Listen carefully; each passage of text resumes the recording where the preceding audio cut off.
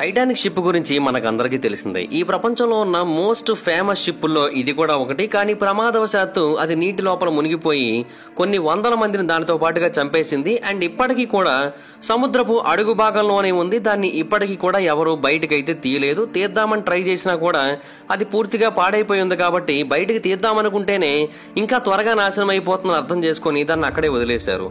కానీ కొన్ని షిప్పులు ఉంటాయి, వాటి గురించి ఎంత వెతికినప్పటికీ కూడా అవి కనబడవు వాటిని బయటకు తీద్దామంటే. సో అలాగా ఈ ప్రపంచంలో ఇప్పటికీ కూడా కనిపించకుండా పోయినా, అసలు ఏమైపోయాయో తెలియకుండా పోయినా కొన్ని షిప్స్ గురించి తెలుసుకుందాం. సో ఇంకెందుకు late, let's get into the video. Number 1, the merchant royal.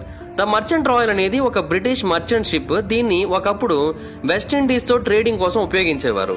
ఈ షిప్ ని 1627వ సంవత్సరంలో లాంచ్ చేశారు. అండ్ దీన్ని లాంచ్ చేసిన ఒక దశాబ్దం తర్వాత దీని యొక్క లాస్ట్ జర్నీ అయితే వచ్చేసింది. 1641వ సంవత్సరంలో వెస్టిండీస్ తో సక్సెస్ఫుల్ గా ట్రేడింగ్ సెషన్ పూర్తి చేసుకున్న తర్వాత లండన్ కి తిరిగి వస్తోంది. అలా వస్తున్న టైంలో అది లీక్ అవ్వడం మొదలు పెట్టింది. అండ్ అప్పటికే బేసిక్ గా ఆ షిప్ చాలా పూర్ కండిషన్ లో ఉంది. సో అందువల్ల ఆ చిన్న లీకే సరిపోయింది ఆ బోటును ముంచేయడానికి. అలా ఆ బోట్ కార్న్వాల్ యొక్క తీరానికి దగ్గరలో మునిగిపోయింది. అయితే దీని యొక్క లాస్ట్ లొకేషన్ ఎక్కడో తెలిసినప్పటికీ కూడా నీటి లోపల మునిగిన తర్వాత ఆ షిప్ ఎటుపోయింది, ఎక్కడికి చేరుకుంది అనేది ఇప్పటికీ ఎవరికీ తెలియదు. దాని గురించి చాలా రోజుల పాటు వెతికారు కానీ ఎవరికి కూడా ఆ షిప్ కనబడలేదు. 2019లో దీని గురించి వెతుకుతూ వచ్చిన ఒక ఎక్స్పెడిషన్ టీమ్ కి దీనికి సంబంధించిన లంగర్ దొరికింది. బట్ మిగతా షిప్ అయితే మాత్రం ఇప్పటికీ వాళ్ళకి కనబడలేదు. మరి ఏమైపోయిందో, ఎక్కడుందో పాపం. Number 2, the Cinco Chagas. The Cinco Chagas, దీన్ని నావ్ అని కూడా పిలుస్తూ ఉంటారు. నావ్ అంటే పోర్చుగీస్ సెయిలింగ్ షిప్ అని అర్థం అన్నమాట. దీన్ని గోవాలో నిర్మించారు. ఈ షిప్ కి ఆ పేరు వచ్చింది కూడా అప్పటి కాలం నాటి ఒక చర్చ్ పేరు మీదుగా. అయితే ఈ పర్టికులర్ షిప్ దాని యొక్క మొదటి ప్రయాణాన్ని 1593వ సంవత్సరంలో గోవా నుంచే స్టార్ట్ చేసింది. అయితే ఒక సంవత్సరం తర్వాత ఇది ఫయాల్ అనే ఒక ప్రాంతంలో జరుగుతున్న ఒక పెద్ద గొడవలో ఇరుక్కుపోయింది. ఆ గొడవ ఇంకేంటో కాదు, ఆంగ్లో స్పానిష్ వార్. ఇది ఐస్లాండ్ ఆఫ్ ఫయాల్ ప్రాంతంలో జరుగుతోంది. ఆ టైంలో ఈ సిన్కో చాగస్ దాంట్లో ఉన్న కార్గో మొత్తం కలిపి ఇప్పటి వాల్యూ ప్రకారంగా సుమారుగా $20 బిలియన్ కలిగి ఉంటుంది. అండ్ ఆ గొడవ కారణంగా అది నీటి లోపలికి మునిగిపోయింది. అండ్ ఆ షిప్ గానీ దానికి సంబంధించిన ట్రెజర్ గానీ ఇప్పటికీ కూడా ఒక్కరికి కూడా దొరకలేదు. ఎంతో మంది దాని గురించి వెతుకుతూనే ఉన్నారు. చాలా మంది నమ్మేది ఏంటంటే ఆ షిప్ ఖచ్చితంగా పికో ఐలాండ్ కి ఫయాల్ కి మధ్యలో ఎక్కడో ఒక చోట ఉంటుందని అయితే నమ్ముతూ వచ్చారు. బట్ ఎంత వెతుకుతున్నప్పటికీ ఆ షిప్ కనబడట్లేదు, దాని యొక్క ట్రెజరు కనబడట్లేదు. హాయ్ ఫ్రెండ్స్, మీరు ఎప్పుడైనా సరే 5,000 రూపాయల ప్రొడక్ట్ 250 రూపాయలకు రావడానికి గమనించారా? లేదు కదా. కానీ అమెజాన్, ఫ్లిప్కార్ట్ లాంటి కంపెనీస్ ఏం చేస్తూ ఉంటాయంటే కొన్ని గోల్డెన్ హవర్స్ టైంలో మెగా డీల్స్ ఇస్తూ ఉంటాయి. ఆ డీల్స్ టైంలో ఒక్కొక్క ప్రొడక్ట్ మీద 90% నుంచి 95% వరకు డిస్కౌంట్ అయితే ఉంటుంది. అయితే ఈ డీల్స్ కోసం మీరు కాన్స్టెంట్గా ఆ యాప్స్ చెక్ చేస్తూ ఉండలేరు కదా. కానీ మీకోసం నేను వాటన్నిటిని కూడా కాన్స్టెంట్గా చెక్ చేస్తూ ఉంటాను. అండ్ దాంట్లో ఎప్పుడు ఏ డీల్ పెట్టినా కూడా ఇమీడియట్గా మీకు ఆ ప్రొడక్ట్ని అయితే షేర్ చేస్తాను. మీరు ఇమీడియట్గా ప్రొడక్ట్ని పర్చేస్ చేయొచ్చు దాని నుంచే. అండ్ అంతేకాదు కొన్ని ఎక్స్ట్రాడినరీ ప్రొడక్ట్స్ ఉంటాయి, వాటిని మీరు బయట ఎక్కడ కూడా చూడరు. వాటి గురించి కూడా నేను మీకు షేర్ చేస్తాను. మీరు సింపుల్గా చేయాల్సింది ఒకటే, కింద డిస్క్రిప్షన్లో మన టెలిగ్రామ్ ఛానల్ లింక్, మన వాట్సాప్ ఛానల్ లింక్, మన ఇన్స్టా బ్రాడ్కాస్ట్ ఛానల్ లింక్ ఉంటాయి. వీటిలో మీరు ఏ యాప్ ఎక్కువగా వాడతారో ఆ యాప్కి సంబంధించిన లింక్ మీద క్లిక్ చేసి ఆ యాప్లో ఉన్న మన ఛానల్ని ఫాలో అవ్వండి. దాంట్లో రెగ్యులర్గా చాలా ప్రొడక్ట్స్ అయితే మీకు అప్డేట్ అవుతూ ఉంటాయి. అండ్ ఆ ప్రొడక్ట్స్లో మీకు ఏది నచ్చినట్టయితే దాన్ని మీరు కొనుగోలు చేయొచ్చు వెంటనే. సో డిస్క్రిప్షన్లో లింక్స్ ఉన్నాయి, వెంటనే ఫాలో అవ్వండి. Number 3, the Santa Maria. Santa Maria అనేది క్రిస్టోఫర్ కొలంబస్ యొక్క ఫేమస్ షిప్స్ లో ఒకటి. అతను 1492వ సంవత్సరంలో అమెరికాకి తన యొక్క ఇనీషియల్ వోయేజ్ అంటే మొదటి ప్రయాణాన్ని స్టార్ట్ చేసింది 3 షిప్పులతో. ఆ 3 షిప్పుల్లో ఇది కూడా ఒకటి. ఆ 3 షిప్పులు కూడా చాలా పాపులర్. కాకపోతే ఏంటంటే 2 షిప్పులు మాత్రమే అమెరికాకి చేరుకున్నాయి, ఒక షిప్ అమెరికాకి చేరుకోలేదు. ఆ అమెరికాకి చేరుకోకుండా మధ్యలోనే మునిగిపోయిన షిప్పే ఈ శాంటా మేరియా. అది 1492వ సంవత్సరం క్రిస్మస్ ఈవినింగ్. ఆ రోజు రాత్రి ఏం జరిగిందంటే క్యాబిన్ క్రూ మెంబర్స్ అందరికి కూడా నిద్ర అవసరమై వాళ్ళందరూ కూడా పడుకున్నారు. ఒక క్యాబిన్ బాయ్ కి ఆ షిప్ యొక్క బాధ్యతను అప్పచెప్పారు. అతన్ని చాలా జాగ్రత్తగా నడుపు, ఎక్కువ టర్నింగులు తిప్పకు, ఎక్కువ ఏం గెలక్కు, జస్ట్ దాన్ని అలా వెళ్ళని అని చెప్పి అతనికి అప్పచెప్పేసి వాళ్ళందరూ పడుకున్నారు. కానీ అతనికి దాని గురించి ఎగ్జాక్ట్ గా క్లారిటీ లేకపోవడం వల్ల మధ్యలో ఒక చిన్న ఐలాండ్ లాంటిది వచ్చినప్పుడు అక్కడ ఎలా మేనేజ్ చేయాలో తెలియక ఆ బోట్ ని ఇష్టం వచ్చినట్టు తిప్పితే అది హయతీ తీరానికి దగ్గరలో ఉన్న కోరల్ రీఫ్ ని గుద్దుకొని డ్యామేజ్ అయిపోయింది. అండ్ క్రూ మెంబర్స్ అందరూ కూడా ఆ బోట్ నుంచి బయటకు వచ్చేసినప్పటికీ కూడా ఆ బోట్ లో ఉన్న కార్గో మొత్తం అందులోనే ఉండిపోయింది అండ్ ఆ కార్గోతో పాటు ఆ షిప్ కూడా నీటిలో మునిగిపోయింది. ఆ తర్వాత మరెప్పుడు కూడా ఆ షిప్ కనబడలేదు. ఇప్పుడు ప్రస్తుతానికైతే మాత్రం ఆ షిప్ ఖచ్చితంగా కొన్ని లేయర్స్ ఆఫ్ శాండ్ కింద అయితే మునిగిపోయిందని అయితే శాస్త్రవేత్తలు నమ్ముతున్నారు. అందుకనే ఈ షిప్ ఇక మీదట కూడా ఎప్పటికీ కనిపించే అవకాశాలు లేవని అయితే వాళ్ళైతే స్పష్టంగా చెప్పేస్తున్నారు. అయినా కూడా కొంతమంది ఆశావాదులు ఉంటారు కదా, సరే ట్రై చేద్దాం, దొరికితే దొరికిందని ఇప్పటికీ కూడా ఆ ప్రాంతంలో దీని గురించి వెతుకులాటనైతే కొనసాగిస్తూ ఉన్నారు. నెంబర్ 4 లే గ్రిఫాన్. లే గ్రిఫాన్ అనేది ఒక ఫ్రెంచ్ షిప్ అండ్ మిగతా షిప్పుల్లా కాకుండా ఇది కొంచెం ప్రత్యేకమైనది. ఎందుకంటే మిగతా షిప్పులన్నీ కూడా సముద్రంలో తిరుగుతూ ఉంటాయి, కానీ ఇది మాత్రం యునైటెడ్ స్టేట్స్ లో ఉన్న గ్రేట్ లేక్స్ లో తిరుగుతూ ఉంటుంది. ఈ షిప్ తన యొక్క ఆపరేషన్స్ ని 1670s లో మొదలు పెట్టింది అండ్ యుఎస్ లో ఉన్న గ్రేట్ లేక్స్ లో తిరిగిన మొట్టమొదటి సెయిలింగ్ షిప్ ఇదే. అయితే ఎన్నో ఏళ్ల పాటు సక్సెస్ఫుల్ గా పనిచేసింది. కానీ 1679వ సంవత్సరం సెప్టెంబర్ లో దీని ఆఖరి జర్నీ మొదలైంది. ఆ టైంలో ఇది లేక్ మిచిగాన్ ని క్రాస్ చేస్తూ ఉంది. ఇది మ్యాకినాక్ ఐలాండ్ కి వెళ్తోంది. ఆ టైంలో ఈ షిప్ లో చాలా పెద్ద సంఖ్యలో ఫర్ కార్గో అయితే ఉంది, ట్రేడింగ్ కోసం తీసుకుని వెళ్తున్నారు. అయితే కొంత దూరం ప్రయాణించిన తర్వాత ఏం జరిగిందో తెలియదు కానీ ఆ షిప్ అయితే కనిపించకుండా మాయమైపోయింది. ఇప్పటికీ కూడా ఆ షిప్ ఏమైంది, దాంట్లో ఉన్న కార్గో ఏమైంది, ఇదేది కూడా ఎవరికీ అర్థం కావట్లేదు. ఇప్పటికీ కూడా చాలా మంది ట్రెజర్ హంటర్స్ ఈ షిప్ రేక్ ని కనుగొనడానికి ప్రయత్నాలు అయితే చేస్తూనే ఉన్నారు. 2023 కూడా అయిపోవచ్చింది కానీ వాళ్ళ యొక్క ఎఫర్ట్స్ అయితే మాత్రం ఇప్పటికీ మంచి ఫలితాన్ని అయితే ఇవ్వట్లేదు. ఈ షిప్ ఇప్పటికీ కూడా కనబడలేదు. నెంబర్ 5 ద ఫ్లోర్ డే లా మార్. ద ఫ్లోర్ డే లా మార్ అనే దాన్ని పోర్చుగల్లో 1502వ సంవత్సరంలో నిర్మించారు. అప్పట్లో దీన్ని ట్రేడింగ్ కోసం, యుద్ధం కోసం, రెండింటి కోసం వాడేవారు. ఈ షిప్ చాలా ఏళ్ల పాటు సక్సెస్ఫుల్ కెరియర్ అయితే రన్ చేసిన తర్వాత 1511వ సంవత్సరంలో మలాకాకి వెళుతున్న టైంలోనే దరిద్రం ఎదురైంది. అప్పటికే ఈ షిప్ ను తయారు చేసి 9 ఏళ్లు అవుతోంది. దానివల్ల మెల్లిమెల్లిగా లీక్స్ కి సంబంధించిన సంకేతాలని చూపిస్తూ ఉంది. రెగ్యులర్ గా రిపేర్స్ అవసరం అవుతూ వస్తున్నాయి. బట్ అయినప్పటికీ కూడా ఆ షిప్ వాళ్ళు దీన్ని మలాకాకి తీసుకొని వెళ్ళడానికి నిర్ణయించుకున్నారు అండ్ ఎలాంటి ప్రమాదం జరగకుండా దాన్ని మలాకా వరకు తీసుకొని వెళ్ళిపోయారు కూడా. అయితే మలాకా నుంచి మళ్ళీ రిటర్న్ వస్తున్న టైంలో కొన్ని రూమర్స్ చెబుతున్న ప్రకారం దాంట్లో చాలా భారీ సంఖ్యలో బంగారాన్ని, డైమండ్స్ ని, వేరే నిధుల్ని కూడా నింపుకున్నారు.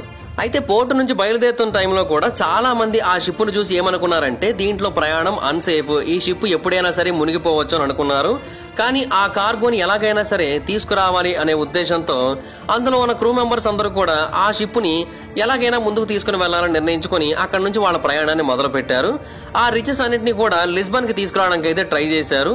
బట్ అన్ఫార్చునేట్లీ మధ్యలో ఒక పెద్ద తుఫాన్ వచ్చింది. అసలుకే వరస్ట్ కండిషన్ లో ఉన్న షిప్, దానికి తోడు తుఫాన్ వచ్చింది. అందువల్ల ఆ షిప్ వెంటనే కన్నాలు పడి దాంట్ లోపలికి నీళ్లు వెళ్ళిపోయి అది నీటి లోపలికి మునిగిపోయింది. దానితో పాటుగా దాంట్లో ఉన్న నిధులన్నీ కూడా కంప్లీట్ గా సముద్రం అడుగుకి అయితే చేరుకుపోయాయి.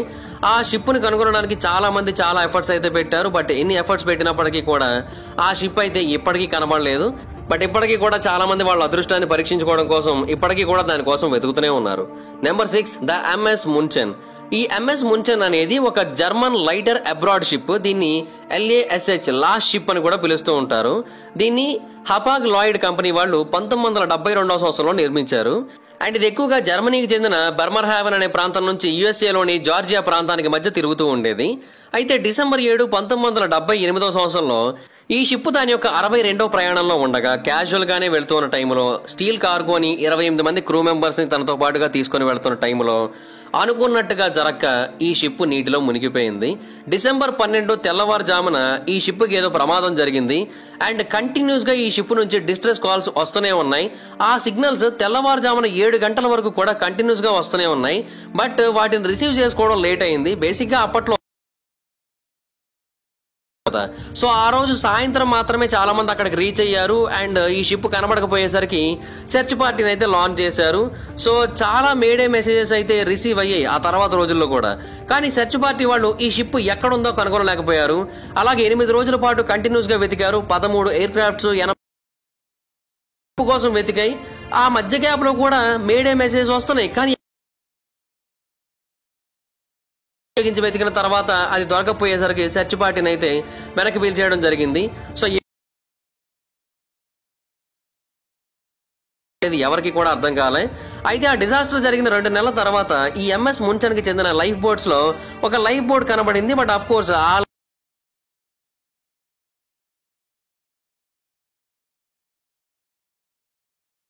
అయిపోయారు.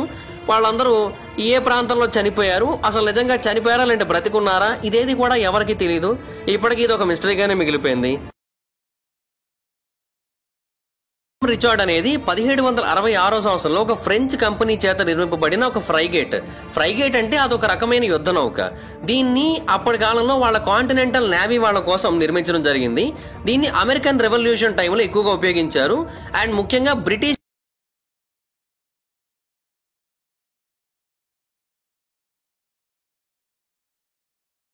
రైటర్ అతను ఒక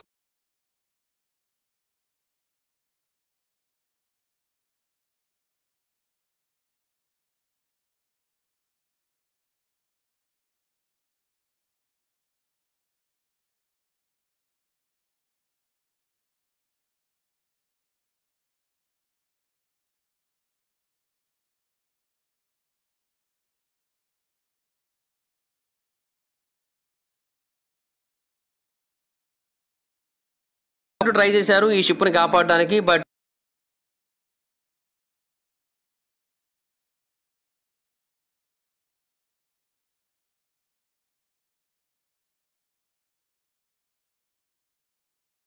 నేషనల్ మ్యూజియం లో అయితే ఉంచారు. సో ఒకవేళ ఎవరైనా చూడాలి అనుకుంటున్నట్టయితే యుఎస్ లో ఉన్న వాళ్ళు అయినట్టయితే వాషింగ్టన్ డీసీలో నేషనల్ మ్యూజియం ఉంది కదా, దాంట్లోకి వెళ్ళి దీన్ని చూడొచ్చు. అంటే అమెరికన్స్ అయితే చూడొచ్చు. And number 8 the SS Marine Sulphur Queen. The SS Marine Sulphur Queen అనేది ఒక T2 ట్యాంకర్. దీన్ని 1944 సంవత్సరంలో ఆయిల్ ని క్యారీ చేయడం కోసం పెనిసిల్వేనియాలో నిర్మించారు. అయితే 1960 సంవత్సరంలో ఈ షిప్ ని ఒక వెజల్ గా కన్వర్ట్ చేసి దీంట్లో మోల్టన్ సల్ఫర్ ని క్యారీ చేసేవారు. అయితే అది వరస్ట్ డెసిషన్ గా మారిపోయింది. ఫిబ్రవరి 2, 1963 సంవత్సరంలో అంటే దీన్ని సల్ఫర్ క్యారియర్ గా మార్చిన 3 సంవత్సరాల తర్వాత దీని యొక్క చివరి ప్రయాణం అయితే జరిగింది. అండ్ ఆ టైంలో ఈ షిప్ నుంచి ఒక్క డిస్ట్రెస్ సిగ్నల్ కూడా రాలేదు. జస్ట్ అది కంప్లీట్ గా మాయమైపోయింది అంతే ఉన్న చోట నుంచి. ఫిబ్రవరి 2న తన ప్రయాణాన్ని మొదలుపెట్టిన ఈ షిప్ ఫిబ్రవరి 4 ఫైనల్ గా ఒక లొకేషన్ రిపోర్ట్ అయితే ఇచ్చింది. ఆ తర్వాత కమ్యూనికేషన్ రాడార్స్ నుంచి కంప్లీట్ గా కనుమరుగైపోయింది. ఆ టైంకి ఇది ఫ్లోరిడా యొక్క సదరన్ కోస్ట్ కి దగ్గరలో ప్రయాణిస్తోంది. అండ్ ఇది డిసపియర్ అయిపోయే టైంకి దాంట్లో 39 మంది క్రూ మెంబర్స్ కూడా ఉన్నారు. అండ్ ఈ షిప్ ఇప్పటికీ కూడా కనబడలేదు. ఏమైందో ఎవరికీ తెలియదు. ఆ క్రూ మెంబర్స్ కి ఏమైందో కూడా ఎవరికీ తెలియదు. అయితే కొంతమంది ఏం చెప్పారంటే ఈ షిప్ ని లిబియాలోని ఒక ఎడారిలో చూసామని చెప్పారు. సో సముద్రంలో తిరిగే షిప్ ఎడారిలో ఎలా కనబడిందని చెప్పి చాలా మంది కొట్టిపడేశారు. కానీ ఇది గోస్ట్ షిప్ గా మారిపోయిందని కూడా చాలా మంది నమ్ముతూ ఉంటారు. సో ఇప్పటికీ కూడా ఈ షిప్ యొక్క మిస్టరీగానే మిగిలిపోయింది. అండ్ ఇది ఎక్కడుందో ఇప్పటికీ ఎవరికి తెలియదు. Number 9 the USS cyclops. USS cyclops అనేది ఒక కొలియర్. ఇది యుఎస్ కి యుద్ధం టైంలో చాలా బాగా హెల్ప్ చేసింది. ఎక్కువగా యూరోపియన్ వాటర్స్ లో తిరుగుతూ ఉండేది. Caribbean, Atlantic seaboard areas లో కూడా ఎక్కువగా తిరుగుతూ ఉండేది. 1910 సంవత్సరంలో దీన్ని ఫిలడెల్ఫియాలో నిర్మించారు. అండ్ 1918 మార్చి వరకు ఇది సక్సెస్ఫుల్ గానే పనిచేసింది. అయితే అప్పుడు అది బ్రెజిల్ కి వెళ్లి మళ్లీ తిరిగి యుఎస్ కు వస్తోంది. అదే దాని చివరి ప్రయాణం అయింది. సౌత్ అమెరికన్ కంట్రీలోకి ఎంటర్ అయిన తర్వాత ఆ షిప్ గానీ దాని క్రూ మెంబర్స్ గానీ మొత్తం అందరూ కూడా మాయమైపోయారు. ఏమైందో ఎవరికి తెలియదు. అయితే ఇదంతా కూడా జరిగింది మొదటి ప్రపంచ యుద్ధం టైంలో కాబట్టి యుఎస్ నేవీ వాళ్ళు ఏమనుకున్నారంటే ఏదైనా జర్మన్ సబ్మెరీన్ ఆ షిప్ ను ముంచేసి ఉండొచ్చేమో అని అనుకున్నారు. సో దానికోసం చాలా వెతికారు, మల్టిపుల్ సెర్చ్ ఎఫర్ట్స్ పెట్టారు. ఆ షిప్ ని రికవర్ చేయడానికి ట్రై చేశారు కానీ రికవర్ అవ్వలేదు. అండ్ ఈ రోజుకి కూడా ఆ షిప్ ఎక్కడ మునిగిపోయింది, ఎక్కడ ఉందనేది ఎవరికి పూర్తిగా తెలియదు. చాలా థియరీస్ అయితే వినబడుతూ ఉంటాయి. అంటే కొంతమంది ఏమో జర్మన్ సబ్మెరీన్ ముంచేసిందని చెబుతూ ఉంటే మరికొంతమంది ఏమో కెప్టెన్ తాగేసి ఆ షిప్ దేనికో గుద్దేస్తే అది నీటిలో మునిగిపోయింది అంటారు. మరికొంతమంది ఏమో ఆ షిప్ ఓవర్లోడ్ అయిపోయింది, దాని వెయిట్ కారణంగా అది నీటిలో మునిగిపోయిందని చెబుతూ ఉంటారు. సో ఏది వాస్తవం అనేది మనకైతే ఇప్పటికీ కూడా పూర్తిగా తెలియదు. అండ్ ఫైనల్ గా number 10 the general grant. General grant అనేది ఒక 3 మాస్ట్ సెయిలింగ్ షిప్. దీన్ని 1864 సంవత్సరంలో మెయిన్ లో నిర్మించారు. దీనికి ఆ పేరు పెట్టింది ఆ ప్రాంతానికి చెందిన యూనియన్ ఆర్మీ జనరల్ అయిన యులిసెస్ ఎస్ గ్రాంట్ అనే ఒక వ్యక్తి పేరు మీదుగా. అయితే మే 14, 1866 సంవత్సరంలో ఈ జనరల్ గ్రాంట్ మెల్బోర్న్ నుంచి లండన్ కి ప్రయాణిస్తున్న టైంలో దాని యొక్క చివరి ప్రయాణాన్ని అయితే ఎక్స్పీరియన్స్ చేసింది. ఇది ఆక్లాండ్ ఐలాండ్స్ ని దాటేసింది. అంటే న్యూజిలాండ్ తీరానికి దగ్గరలో ఉంటాయి అవి. వాటిని దాటేసిన తర్వాత ఆ ఐలాండ్స్ కి దగ్గరలో ఉన్న కొన్ని కొండల్లో ఒక కొండను గుద్దేసింది. అండ్ ఆ తర్వాత నీటి లోపల మునిగిపోయింది. ఆ టైంకి ఈ షిప్ లో 83 మంది ఉన్నారు. అండ్ దాంట్లో ఒక 15 మంది మాత్రమే తీరానికి చేరుకున్నారు. అంటే వాళ్ళు కూడా ఒక ఐలాండ్ కి చేరుకున్నారు అంతే, మెయిన్ సిటీస్ కి ఏమీ చేరుకోలేదు. ఆ 15 మంది కూడా చాలా అంటే చాలా హార్ష్ సబ్ ఆర్టిక్ విండ్స్ ని తట్టుకుంటూ వాటిని ఫేస్ చేస్తూ వాళ్ళ దగ్గర ఉన్న కొన్ని రిసోర్సెస్ ని మాత్రమే వాడుకుంటూ మంటను క్రియేట్ చేసుకుంటూ సర్వైవ్ అయ్యారు. 9 నెలల పాటు ఆ ఐలాండ్ లో అలా చిక్కుకుపోయిన తర్వాత అక్కడ ఉన్న నలుగురు ఒక చిన్న బోట్ ను తయారు చేసుకుని అక్కడ నుంచి ఎస్కేప్ అవడానికి ట్రై చేశారు. వాళ్ళు మళ్ళీ తిరిగి కనబడలేదు. అండ్ మిగిలిన వాళ్ళలో ఒకరైతే సిక్నెస్ కారణంగా చనిపోయారు. అండ్ మిగతా వాళ్ళందరినీ కూడా నవంబర్ 1867న ఒక వేలింగ్ షిప్ చూసి వాళ్ళందరినీ కూడా కాపాడింది. అంటే వాళ్ళు 18 నెలల పాటు ఆ ఐలాండ్ లోనే చిక్కుకుపోయి అక్కడ ఉన్న హార్ష్ కండిషన్స్ మధ్య వాళ్ళ దగ్గర ఉన్న కొద్ది రిసోర్సెస్ తో ఆ ఐలాండ్ లో ఉన్న వాటితో బ్రతికారనమాట. అండ్ ఆశ్చర్యకరమైన విషయం ఏంటి అంటే వీళ్ళైనా కనబడ్డారు కానీ ఆ షిప్ ఇప్పటికీ కనబడలేదు. అది ఏమైందో ఇప్పటికీ ఎవరికి తెలియదు. అండ్ ఇప్పటికీ కూడా దాని గురించి కొంతమంది వెతుకుతున్నారు. బట్ ఇప్పటికీ అదొక మిస్టరీగానే మిగిలిపోయింది. సో దాట్స్ గైస్, చూశారు కదా, ఇవి ఇప్పటికీ బయటపడని 10 మిస్టీరియస్ షిప్ రెక్స్. వీటిలో మీకు ఏది బాగా మిస్టీరియస్ గా అనిపించిందో కింద కామెంట్ సెక్షన్ లో తెలియజేయండి. ఈ వీడియో కనుక మీకు నచ్చినట్లయితే లైక్ చేయండి, ఈ వీడియో షేర్ చేయండి. ఇప్పటివరకు ఎవరైనా మన ఛానల్ సబ్స్క్రైబ్ చేసుకోకపోతే ఇప్పుడే సబ్స్క్రైబ్ చేసుకోండి. పక్కన బెల్ ఐకాన్ ఆల్ పెట్టుకోండి. నా ఫర్దర్ వీడియోస్ మిస్ అవ్వకుండా చూడొచ్చు. చాలా మంది చూస్తున్నారు కానీ సబ్స్క్రైబ్ చేసుకోవట్లేదు. So please try to subscribe and click the bell icon also. నా ఇన్స్టాగ్రామ్ ఐడి జబర్దస్త్ మైదర్, అక్కడ కూడా వచ్చినట్టు ఫాలో అవ్వచ్చు. Thank you so much guys. Baba, meet you next video. By by. Hi friends, మీరు ఎప్పుడైనా సరే 5,000 రూపాయల ప్రొడక్ట్ 250 రూపాయలకు రావడానికి గమనించారా? లేదు కదా. కానీ అమెజాన్, ఫ్లిప్కార్ట్ లాంటి కంపెనీస్ ఏం చేస్తూ ఉంటాయంటే కొన్ని గోల్డెన్ హవర్స్ టైంలో మెగా డీల్స్ ఇస్తూ ఉంటాయి. ఆ డీల్స్ టైంలో ఒక్కొక్క ప్రొడక్ట్ మీద 90% నుంచి 95% వరకు డిస్కౌంట్ అయితే ఉంటుంది. కాన్స్టెంట్ గా ఆ యాప్ కదా, కానీ మీకోసం నేను వాటన్నిటిని కూడా కాన్స్టెంట్ గా చెక్ చేస్తూ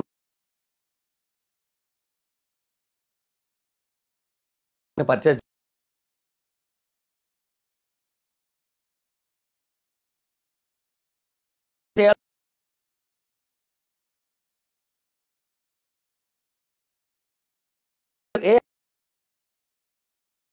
చేసి